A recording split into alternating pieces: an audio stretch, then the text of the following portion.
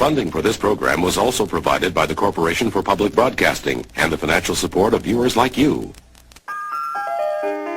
Reach for the speed, reach for the whistle, go where the rail may run.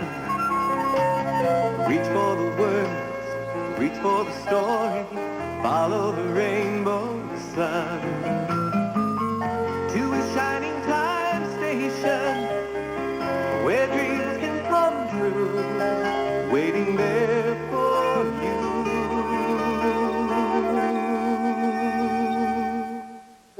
We have to do something, but what? That windstorm last night completely wrecked the early bird's nest. They need help, but how? Well, yes, I suppose getting all the other birds to stage a benefit concert would help, but would they do it? Who should I ask? Well, I know Skylark is a wonderful singer, but she'd never do it. She's so stuck up. You know who Skylark reminds me of? That silly snob of an engine, Sir Handel.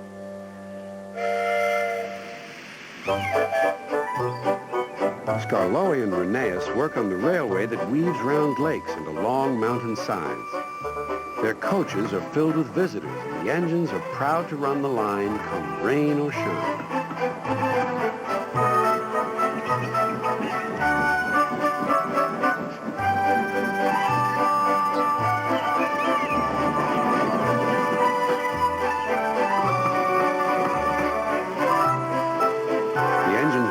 Let their passengers down, but they are old and they tire more easily.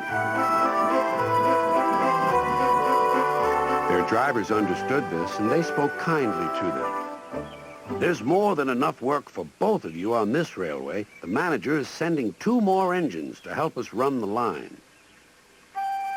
Skarloey and Rheneas were pleased with this news and promised to give the new engines a big welcome.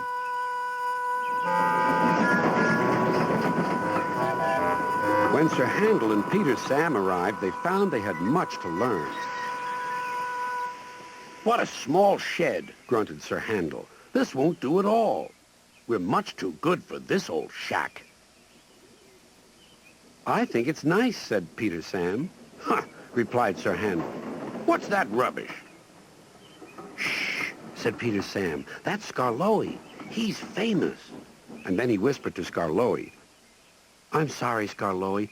Sir Handel's upset now, but he's quite nice, really. Skarloey felt sorry for Peter Sam. Now, Sir Handel, said the fireman, I will get you ready for work. I'm tired. Let Peter Sam go. He'd love it. No, you're first. Sir Handel puffed away to fetch his coaches. He didn't like the look of them at all. Whatever next? Those aren't coaches, they're cattle cars. Woo! Screamed the coaches. What a horrid engine! It's not what I'm used to, clanked Sir Handel.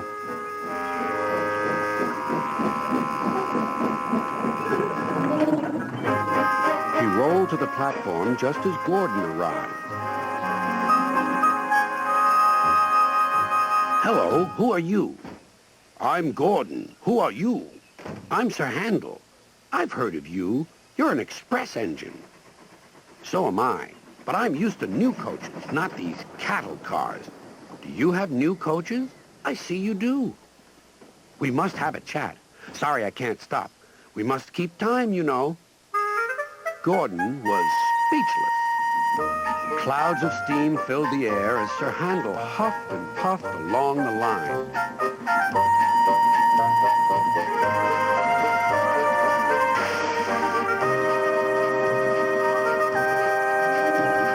He was still cross when they reached the top station. Sir Handel was hoping for a rest, but his driver thought otherwise.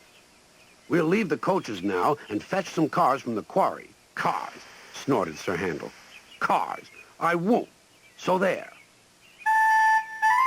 Sir Handel was about to cause a great deal of trouble. Told you, said Sir Handel.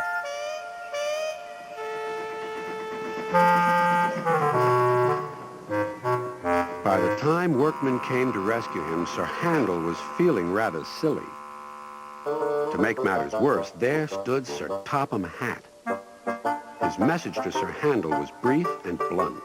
"I shall talk to you later." Then he and the fireman left with Peter Sam. Sir Handel felt sillier still. "Come on," said his driver. "Let's get you back on the rails."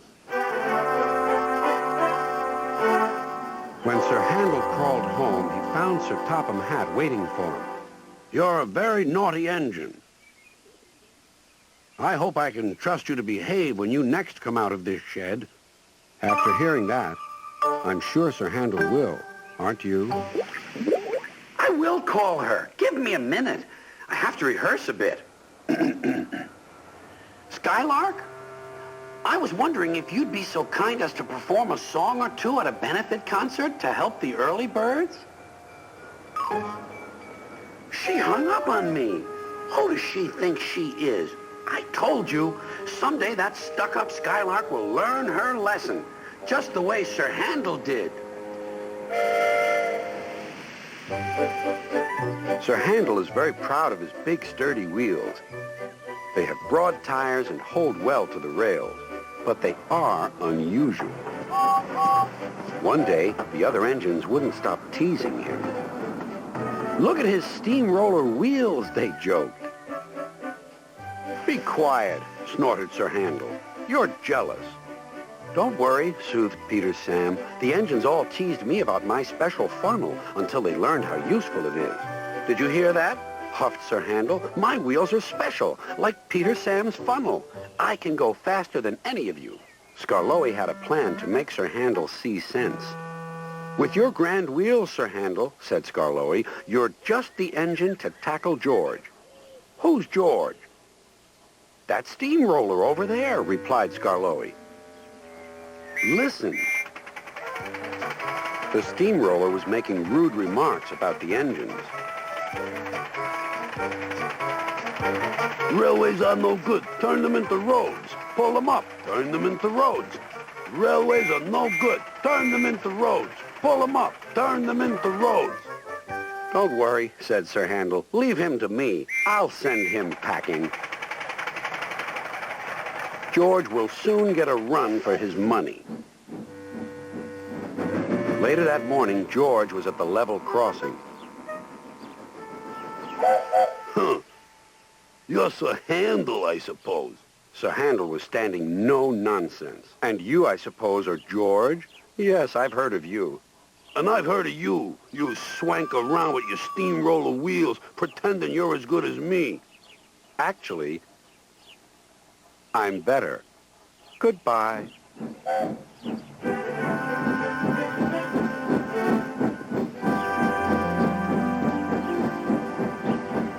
George chuffered on, fuming. Later that day, Sir Handel brought a special load down after the last train had gone. When he had reached the road, he saw George traveling home. Sir Handel tried to attract his attention.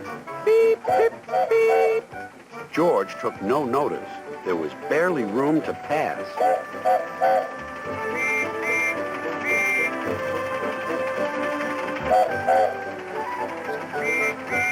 Sir Handel was cross. "Get out of my way, you great clumsy road hog." "I don't move for imitation steamrollers. You don't know the road. Get out of my way." Then there was trouble.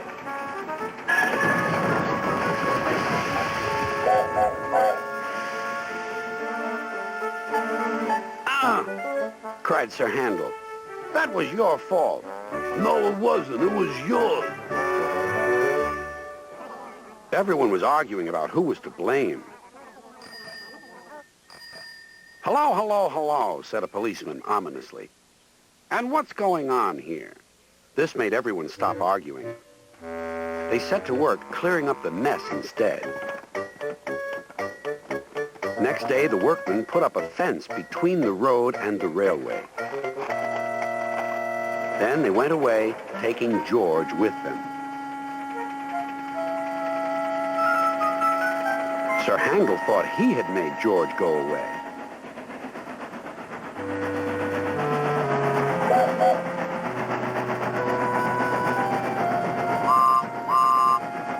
talked of nothing but steamrollers. Oh, dear, whispered Scarloey. He's worse than ever. I'm sorry my plan was no good. Never mind, said Rusty. We'll think of something else. But they had no need to do that. Some boys arrived instead. They pointed to the engine and cried, "Look, here's Sir Handel. He tried to race a steamroller, but the steamroller nearly beat him." Sir Handel never mentioned steamrollers now. I know she didn't really hang up on me because I didn't really call her. But imagine how I'd feel if she had. No, we'll have to get someone else to perform. What about Old Brown the Owl? That Who song of his is always a hit. We'll call it The Who, live in concert. He's not too advanced in years to do it.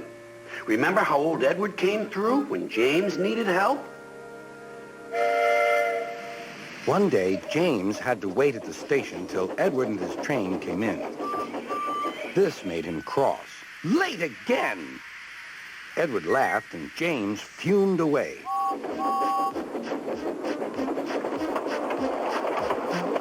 After James had finished his work, he went back to the yard and puffed onto the turntable.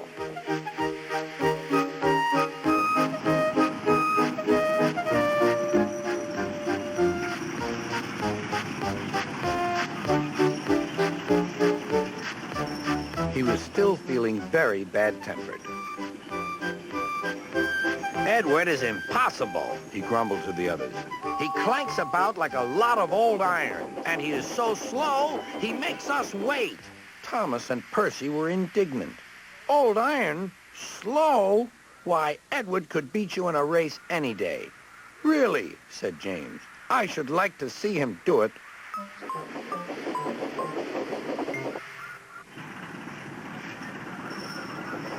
Next morning, James's driver was suddenly taken ill. He could hardly stand, so the fireman uncoupled James ready for shunting. James was impatient.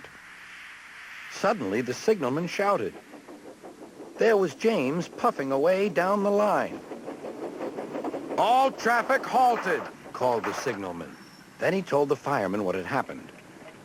Two boys were on James's footplate fiddling with the controls. Phew! They tumbled off and ran when James started. The signalman answered the telephone. Yes? He's here. Right. I'll tell him. The inspector's coming at once. He wants a shunter's pole and a coil of wire rope. What for? Wondered the fireman. Search me, but you'd better get them quickly. The fireman was ready when Edward arrived.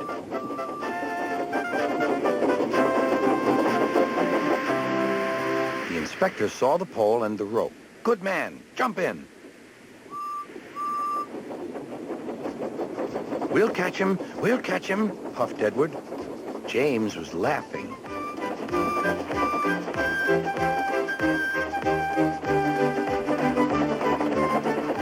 What a lark, he chuckled to himself. Suddenly, he was going faster and faster. He realized that he had no driver. What shall I do? I can't stop. Help! Help! We're coming, called Edward.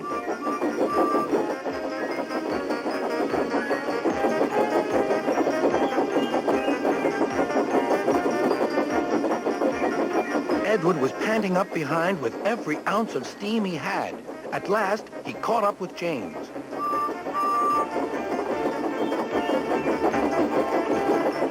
Steady, Edward, called his driver. The inspector stood on Edward's front, holding a noose of rope in the crook of the shunter's pole.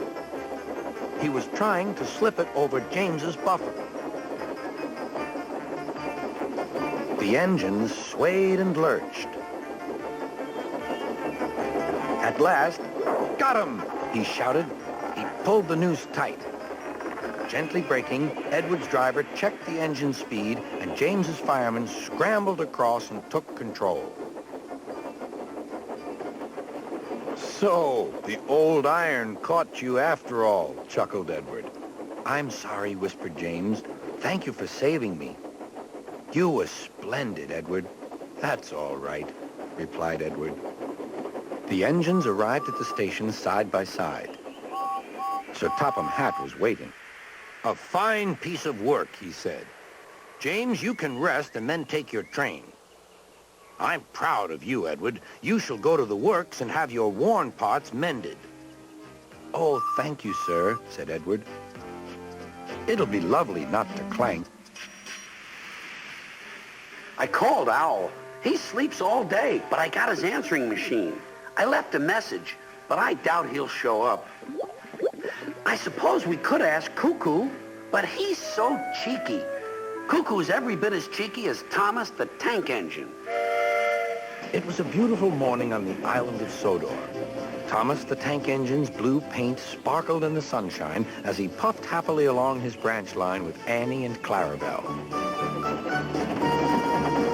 He was feeling very pleased with himself.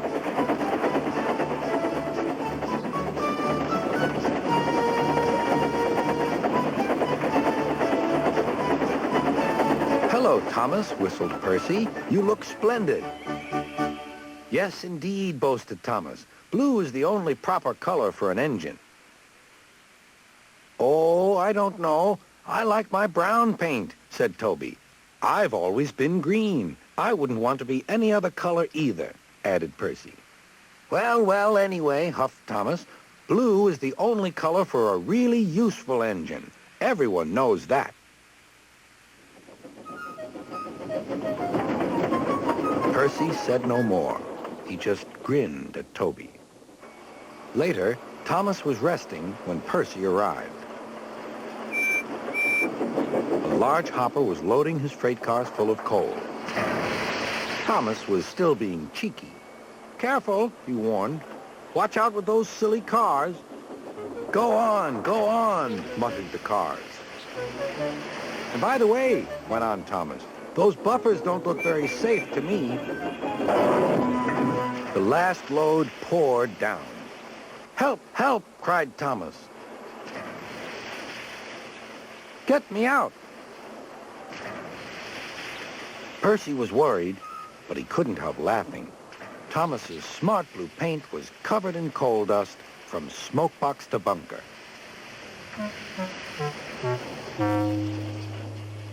Ha-ha, chuckled Percy.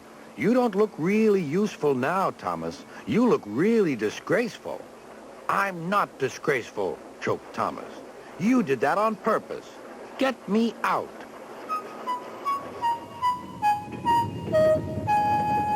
It took so long to clean Thomas that he wasn't in time for his next train. Toby had to take Annie and Clarabelle. Poor Thomas, whispered Annie to Clarabelle. They were most upset.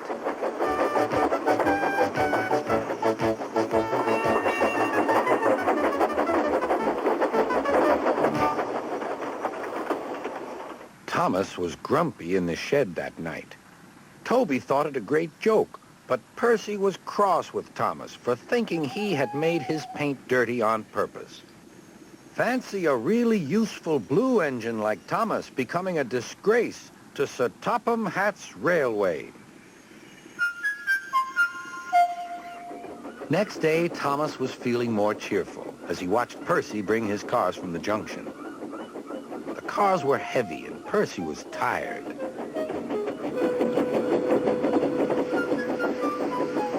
Have a drink, said his driver. Then you'll feel better. The water column stood at the end of the siding with the unsafe buffers. Suddenly, Percy found that he couldn't stop. The buffers didn't stop him either. Oh, wailed Percy. Help! The buffers were broken, and Percy was wheel-deep in coal. It was time for Thomas to leave. He had seen everything. Now Percy has learned his lesson, too, he chuckled to himself.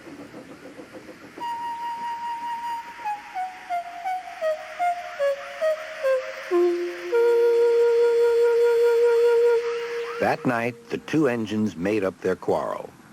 "I didn't cause your accident on purpose, Thomas," whispered Percy. "You do know that, don't you?"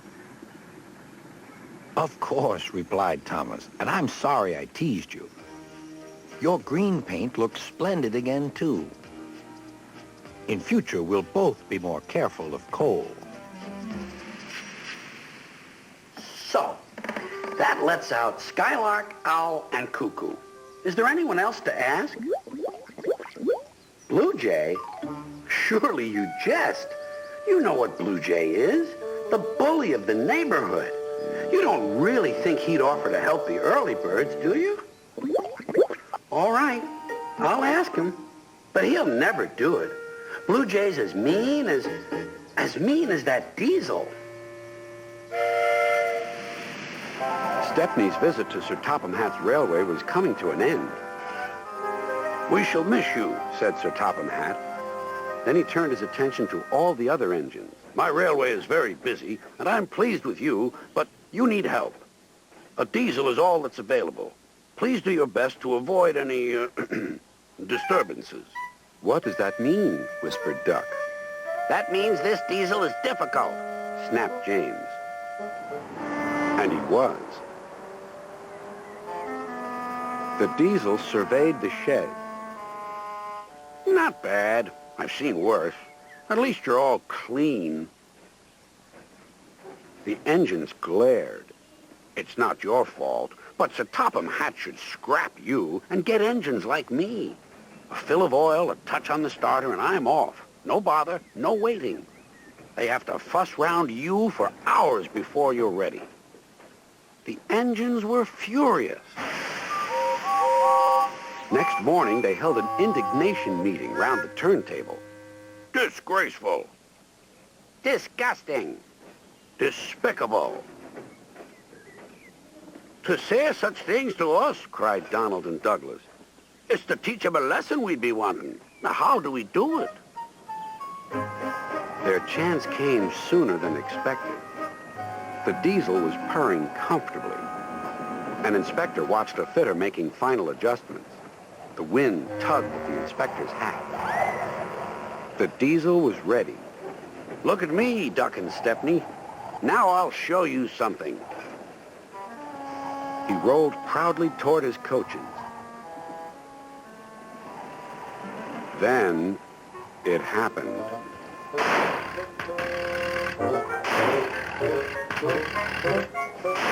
Shaking and spluttering, the diesel stopped. Meanwhile, the inspector was looking for his hat. The diesel seethed with fury as Duck and Stepney pushed him back to the shed. "My hat!" exclaimed the inspector. "You sucked it through your air intake." "Bother your hat.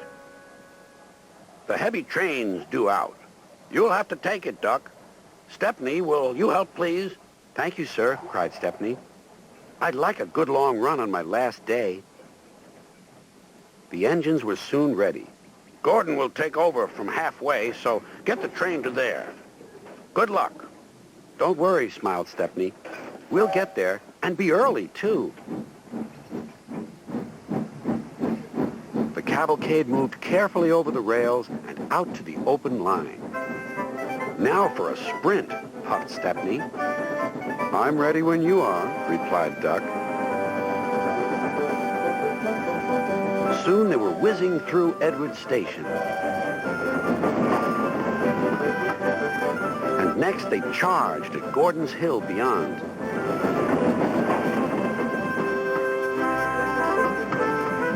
They felt the drag of the heavy coaches here. It was hard work.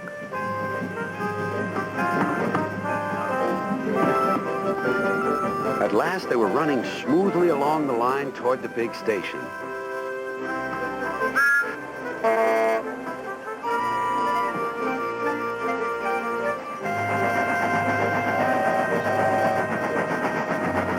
"Hello, you're early," said Gordon. "That's one in the headlamp for old Diesel. James says he's sick as boiler sludge and sulking in the shed." Serves him right for saying we're out of date." And Gordon chortled away. Next day, everyone came to say goodbye to Stepney. Come back and see us soon, whistled the engines. And you are always welcome on my Bluebell Railway, too, replied Stepney. Then he puffed away. What about Diesel? He'd slipped out while no one was looking. But he left two things behind. A rather nasty smell and a battered bowler hat. Just listen to that. Everyone we asked showed up to help the early birds. Fine feathered friends, that's what I'd call them. There's a lesson in this for all of us. I just can't think of what it is. Oh, I remember.